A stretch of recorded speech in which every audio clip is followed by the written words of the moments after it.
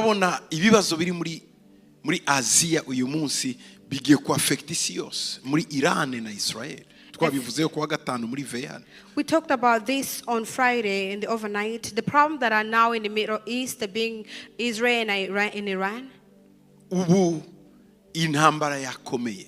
The war is getting more intensified. Hagati ya Israel na Iran. Between Israel and Iran. Iran yari yariteguye kuva kera gukura Israel ku isi. Iran had been preparing itself to annihilate Israel. Hari hasigaye akantu gato gusa. They were only waiting for one more moment. Iperereza rya Israel ryatanze ibimenyetso byose byerekana ko bagiye kuyitera kandi bazohereza ikibombe kimwe cyonyine mu mabombe Iran yari imaze gukora menshi kigataba Israel yose gahinduka umwobo.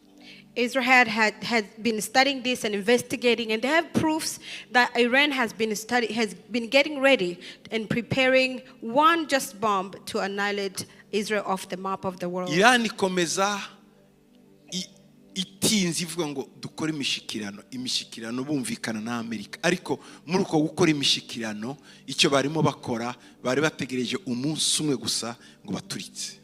But Iran had been postponing that actual attack, trying to get along with Israel, but with United States, but they were waiting for one moment to attack. Ni ibintu bitoroshe bikomeye cyane. So it's not easy what's happening. Nukuvuga ngo rero Iran yapfushije abantu benshi kuko Israeli yaragiye yinjiramwe Mossad yari muri Iran hagati ifite mu ruganda rw'amadrone ariko batazi ko ari Israeli ari Mossad.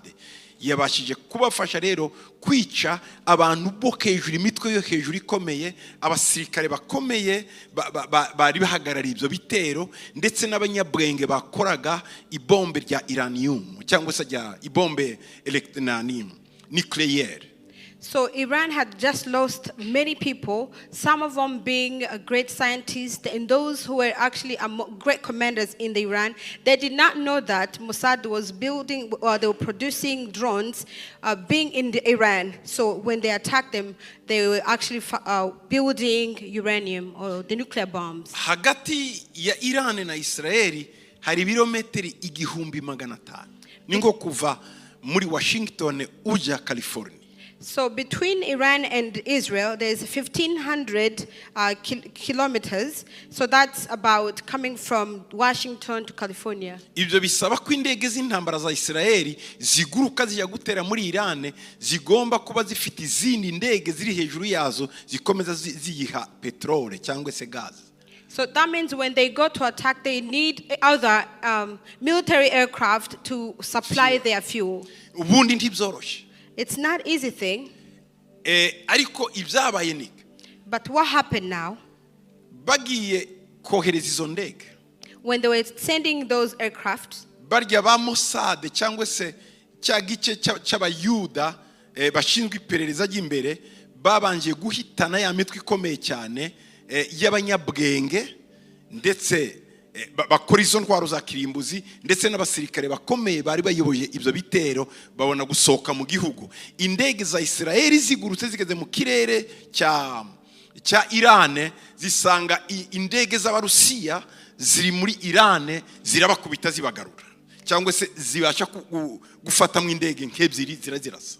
So what happened? Those the Mossad that were building drones within Iran. What happened? They attacked the center where the scientists were building at, and also great commanders. So in waiting of the aircraft that were coming from Israel, on their way back to Iraq, they encountered aircraft from Russia, and that's how they had to return bagombaga back. kurasa ahantu 300 hakomeye cyane hari ubumara bwa nucleaire hose baraharashe. Donc bakoresheje ubundi buryo baraharasa aho hantu. They had 300 targets where they were able to actually shoot down, and they use other tactics of bakoresheje amajete y'intambara 200. They use war jets 200 of them. Ariko biravugwa ko ibyo ari itangiriro, izo ni intwaro ntoya bakoresheje. And they said this is just the beginning of it all. America yarabemereye ariko ntiyabafashije. Now America has agreed to them but has not been supporting them. Ikigo kinini cyane cyari kimaze kugira ubumara bwinshi kandi cyendaga kohereza izo ntwaro za kirimbuzi muri Isirayeli cy'ahantu bita Nentanze cyarasenyutse cyose cyo baragisenye bakirangiza kandi bakirashe mu buryo kitohereje ubumara kwisi hanze ngo cice abantu bo muri Iran. Nukuvuga ko ni intwaro zakorewe mu indani mu gihugu zabaje kuhikubita mu buryo buri systematique kuko iyo bakirasa kiri hejuru umwuka wacu ubumara bawuzuye muri Iran uko bimara, ariko bakoze mu buryo cyonyine gisambuka gashira kitateje ikibazo. Now, a factory center that was building destructive weapons of Natanz, they were able to target that one also a specific place, and they'll destroy it. And they destroy it in a way that even after it busted out, it could not. The smoke will not affect the citizens. Nukuvuga ngo rero Iran imaze kuyibona. So when Iran saw this, imaze gufusha abantu benshi. And after losing so many people, cyane cyane abavuga ari kijana cyangwa se abari bafite preparation y'urugamba bose, and those who had aba initiateurs barwo, the initiators of the war, bose bamaze gupfa. After they had killed them all, bahise bakora vuba indi miteguro n'abakugira ngo barase Isirayeli mu buryo bohereje intwaro nyinshi muri Isirayeli, ibisasu biremereye cyane, ikirengera igikingira ikirere cya Isirayeli kirarengerwa, bimwe biramanuka i Tel Aviv and Jerusalem. They struck back again to Israel after being attacked in a way that the pressure of the attacks was so heavy that Iron Drone in Israel could not prevent them all. Some were able to fall actually on the ground of Tel Aviv. Urumva bakozwe mu nda cyane abakomando 20 bakomeye baba garde révolutionnaire. Donc iyo ni ya mitwe ikomeye, bose buri muntu iwe mu rugo bamusanzeyo. Donc bohereje drone zifite precision mu buryo ziba zifite umwuka wawe na DNA yawe, igusanga mu cyumba niba uryamanye n'umugore wawe ntimukoraho niwe ikoraho wenyine. Donc yisha abo bakomando 20 avec précision. Donc erreur millimètre près ni 0,00. Nukuvuga ngo niba uri kumwe n'undi muryamanye iyo drone ntimukoraho ni wowe kuko igendana n'umwuka wawe na ADN yawe. The drone, ibindi bisaba ngo ufite telefone uyitabe niki nono baramapinga bakayohereza ikagusanga aho uri ikakwica. Bishirera bakomando 20 bari bagize Iran, abo nibo wari umutwe wa gisirikari ikomeye, donc w'inteko ikomeye ya Iran. The drone that they were sent to Iran were drawn with a precision, in meaning this: if you are with one person but you are the target, they will specifically attack you, the one who's going to be killed. So they were able to kill 20 commanders, and these were revolutionary guards of Iran. Donc chef d'état-major.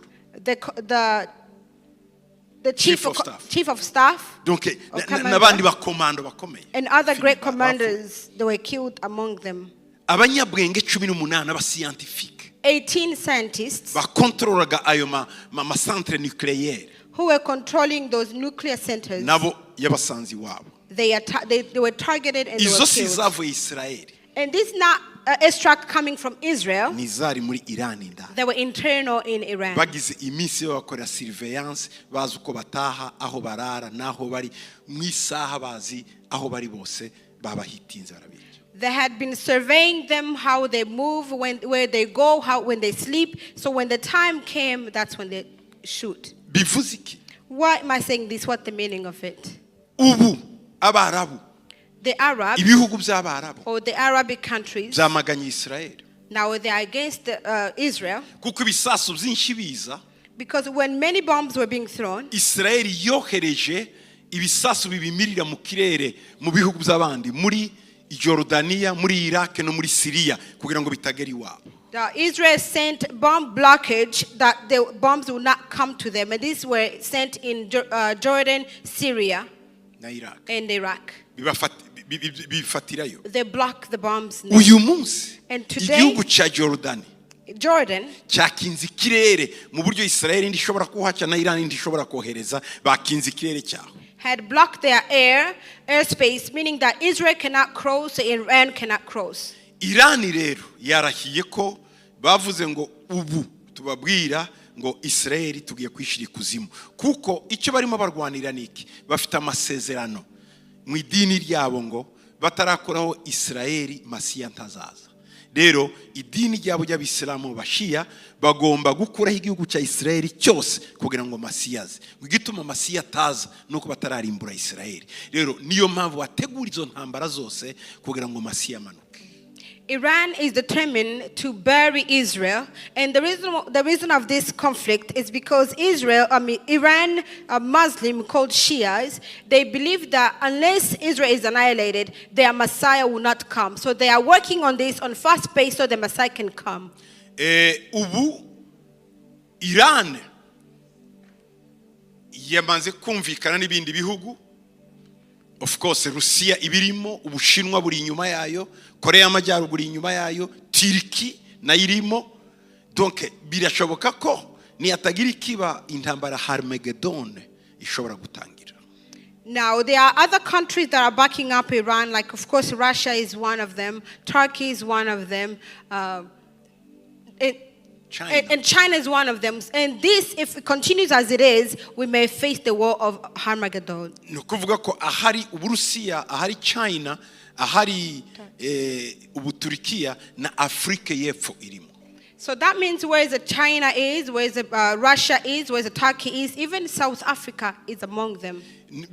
Uyu munsi Amerika yohereje ubwato bw'intambara nibwo bwa mbere ku isi yose babusohoye buri mu nyanja ya Mediterane kugira ngo babwiye Iran ngo nimukomeza rero turabashwanyaguza. Amerika ubu yashize ubwato bukomeye. Niba Amerika rero ihagurutse, Uburusiya nabwo bwahaguruka, kuvuga ngo hagiye kuba intambara y'ibihangange. Ariko ubwo bwato buri muri Mediterane ubu kugira ngo bukingire ikirere cya Israel, bugarure imyambi yose iva muri Iran kandi nibiba ngombwa bukubite Iran. Donc America will stand by. Abasirikare bose ba America bari muri za Now, as we speak, the U.S. has sent their warship already in the Mediterranean Sea, meaning that they are ready to destroy Iran. But as of now, they are protecting just the area of Israel. But if it continues and Iraq continues to attack Israel, they are going to destroy them. President wa America yabwiye Iran ngo nice bugufi garuke ku masezerano. Ariko kuba bamaze kwiyicira bari abantu bakomeye kugira ngo bongere kwiretablisa, bongere kandi bategure, biraza kubasaba igihe. Baretse ibyo kwihagararaho noneho batangira imishikirano bakavugana. Nicyo Amerika irimo babwira ngo tubahaye amahirwe, nimutemera amasezerano turabakubita namwe. Donc ubu ntituzi kigiye kuba. Uburusiya bubwiye inyuma, uretse ko Uburusiya nabwo bwamaze kugira intege nke kubera ikibazo cya Ukraine, ariko nanone ama anti misile Iran irimo ikoresha n'abanyamerika n'abascientifique abanyabwenge benshi babakorera n'abanyamerika n'abanyarusiya n'abanyabwenge benshi babafasha gukora izo harimo abarusiya of course bigisha abayiraniye, ariko abascientifique bakomeye igihe Uburusiya buguye iyo RSS ivuyeho benshi bagiye muri Iran kugira ngo batangire kubafasha mu buryo bwa science kurema izo ntwaro za kirimbuzi. Umwana w'umuntu arishimira kwica, arishimira kurasa, arishimira gukora izo ntwaro. Dore uyu niwe muntu rero. C'est ça l'homme, voici l'homme.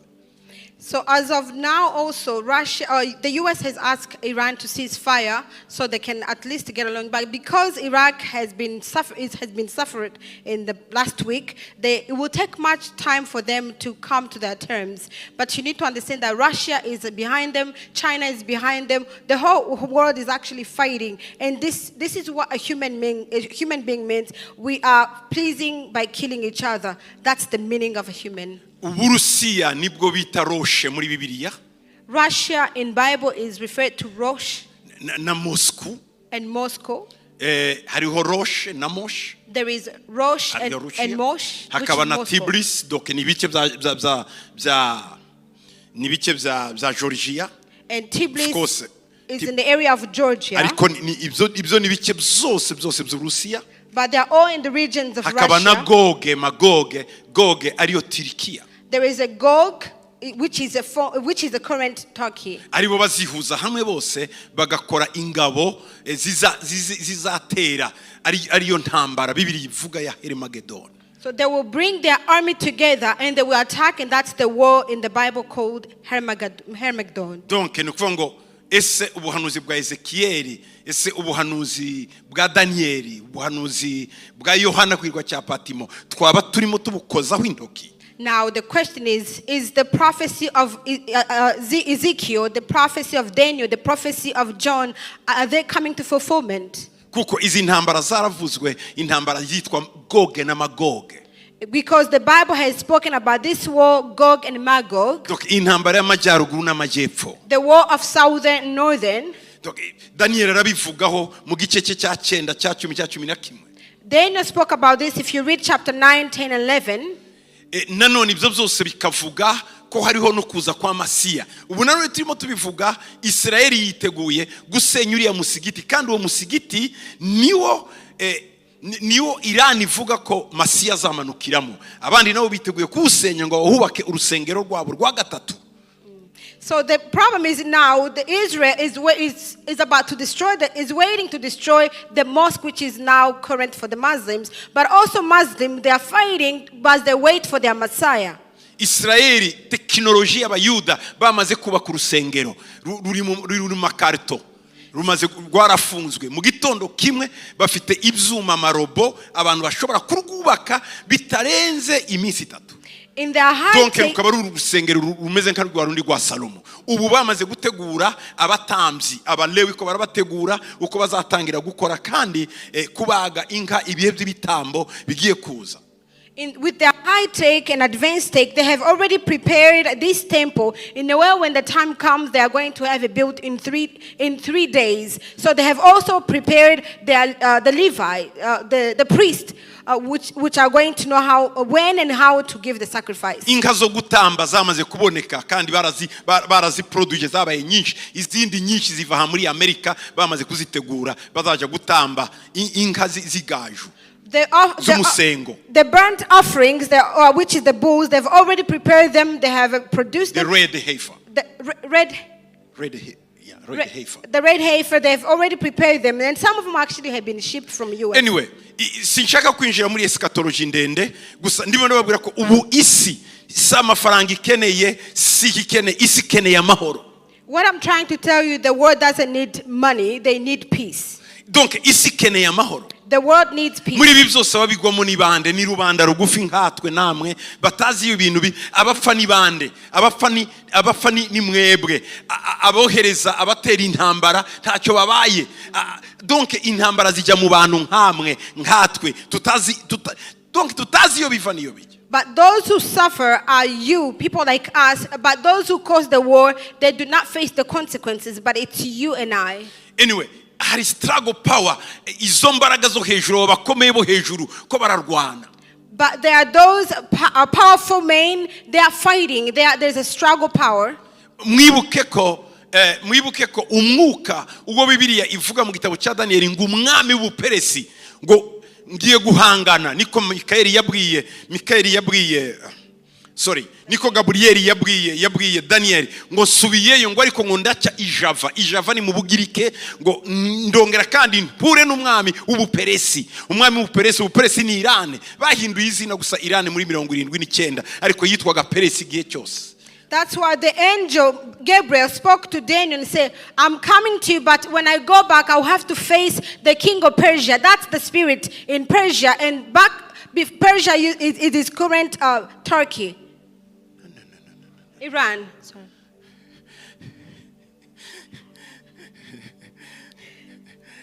Kera yitwaga ubuperesi. It was a former Persia. Bakuyeho ubutegetsi bw'umwami Shah. When the revolution came, the king was removed. Muri 79. In 1979. Bahise bakuraho izina Peresi ngo ni rya Bibiliya. They removed the name Persia because it's a biblical name. Bagita Iran. And they named it Iran. Ubu rero. And now. Iran nihwa kuri Israel. So now Iran is like a thorn to Israel. Mwibuke gihe cyose Abisirayeli bagiye bakura n'uwo mwuka wo kubarangiza igihe cyaba Mordecai na Esteri hari aha muri Iran y'uyu munsi. Remember that always the Israelites have been facing this spirit of being killed, and this was the time of Mordecai and Esther. Hezbollah yo iri muri Libane n'iy'abayiraniye bacize ku mupaka wa Israeli bashiraho ingabo zitwa ba Hezbollah muri Israeli hagati igaza bahashiramo Hamas mu majyaruguru bahashiramo mu majyepfo bashiraho abahuti. Donc Israeli yari yaragoswe ibi muri bo mubona uyu munsi babereka ku mateleviziyo ngo Israeli yamaze abantu ntibabereka ukuri ko Israeli bayarashize ntibabereka iyo side kuko media ifashwe n'inyamaswa kandi nicyo kinyamaswa ari antikristo ushaka kumara Israeli. As you know that Israel had been surrounded by these rebel groups, being the Hezbollah, the Hamas, and they've surrounded them because they've been planning from long time ago to annihilate Israel. Donc turi mu bihe mu byukuri bibihe byo gukekeranya ntituzi yo isirimija nta banyabwenge bashobora gupredicta nta ba economiste bashobora kumenya uko economy izabimeze. Donc birabagora ama facteur ama parametre donc ama equation yo kumenya uko ejo ubukungu buzagenda birabagoye buri mwanya harimo fluctuation ibintu biragenda bimanuka bizamuka abasiyanti barya ba forecasting barebe ejo hazaza mu mibari byabagoye nta wafata imibari ihamye mu bihugu biri mu ntambara up and down izamuka. Donc aba economiste bacanganyikiwe. So we are in the time of confusion and no one knows what will happen tomorrow. Our scientists have failed. Those who can predict the future have failed. So everyone is in the confusion. Donc abantu ntibazi uko buramuka ari n'abakuru b'ibihugu ba president nabo donc nabo babona bukeye. Even our leaders, they don't know, they cannot predict the future. Kuko Israeli yabwiye Amerika yarababwiye ati turateye mu buryo bamaze gutera Trump yabaye shoke ntiyizeye ko bazatera ariko aravuga ati nta kundi ko mwateye Amerika twakoranye amasezerano namwe tuzabashikikira ariko ntiyabishakaga Trump. In a way that Israel had told US that we will attack and then they did not believe him, so when they attacked Trump even was shocked. Nawe yaratanga aravuga ati narinzi ko turi mu mishikirano. He was shocked because he thought they were in some agreement. Ariko ubu ngubu Amerika yiteguye nuko ngo abasirikare muri Amerika abasirikare begereye bari muri za Arabia za Kuwait barihe bose n'abasirikare benshi bari mu bihumbi 8 ubu bohereje abandi benshi bari mu mato bamwe abandi bari mu birere hejuru bamanuka hasi indege z'abanyamerika ziri mu birere zihora zisimburana abantu bari mu birere abandi bari mu mazi za Pacifique abandi bari muri Ocean Indien abandi bari muri Atlantique. Donc isi ubu ngubu barajagata abasirikare b'abanyamerika hafi ubu bose bari muri alerte. Ejo Trump yakoze umunsi we mukuru ariko abasirikare benshi bari standby mu buryo ejo ntibyagenze neza baramubwira ati no nta kuntu wakora parade y'imisi mikuru ubu ngubu igihugu kiri mu bibazo nuvuga ngo bari abasirikare hafi bose abakomanda bakomeye b'abanyamerika bari standby kuko ubu radar z'abanyamerika ziri kuri Iran n'ibihugu by'abarabu ubu mbabwira nuko muri Afrika aho ushobora kumonitoringa neza abarabu ingabo z'abanyamerika ziri ku nkengero za Djibouti ziribo zirareba abandi bari mu bwato abandi bari ku nkengero z'Ubuhinde abandi bari muri za Birmani abandi bari muri Kuwait. Donc abo bose Iran yavuze ko nayo igiye kubarasa Amerika iravuga ngo udukoreye ku musirikare umwe turakurangiza ubukora ko baratreteninga ko bagiye kurasa bari abasirikare bari muri Iraq muri anyway ni byinshi. The US have deployed many of their militaries, even though they already had some military deployed back before. But again, he deployed other in the Air Force, in the Marines, and everywhere else. And this surrounding those Arabic countries. Even yesterday, when Trump was celebrating his birthday, still he could not celebrate it because they are on the war, they are fighting. The military warned him, although you are celebrating, be alert. We are ready. Any moment, we can be on attack. So in this time, what do we need? Because the world is in chaos.